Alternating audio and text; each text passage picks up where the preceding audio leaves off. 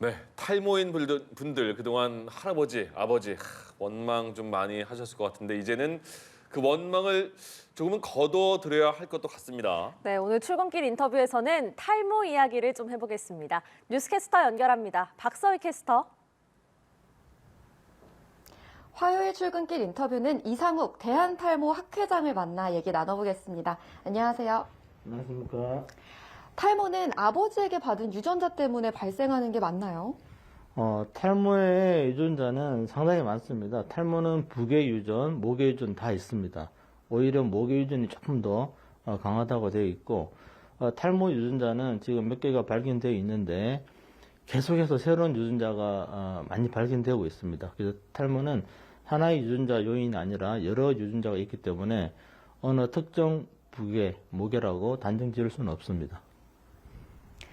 그렇다면 유전에 의한 탈모는 개선 방법이 있을까요? 물론입니다. 유전에 의한 탈모도 상당히 개선이 많이 되는데요.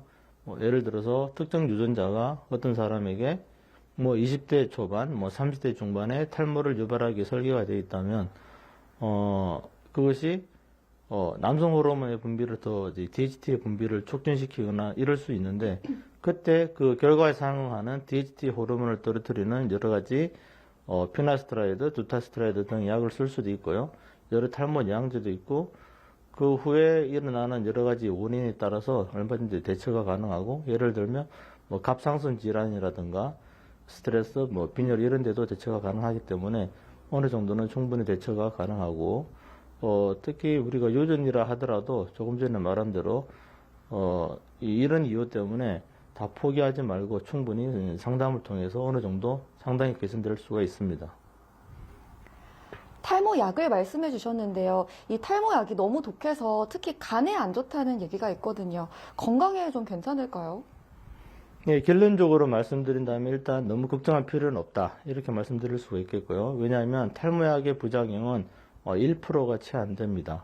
특히 간독성이 있다고는 하지만 굉장히 그 정도가 약해서 간이 나빠서 간 개선하는 약을 따로 복용해야 될 정도로 간 수치가 높지만 않으면 충분히 탈모 약을 복용하는데 지장이 없습니다. 심지어 간 수치가 정상 범위를 약간 벗어나더라도 탈모약을 처방받을 수 있을 정도로 간독성은 상당히 약하다고 말씀드릴 수 있겠습니다.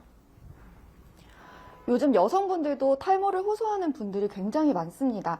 여성분들을 위한 치료법이 있는 건가요? 네, 여성분들의 탈모는 남성분들의 탈모의 원인과 더불어서 몇 가지 요인이 좀 더 많게 복합적으로 되어 있어요.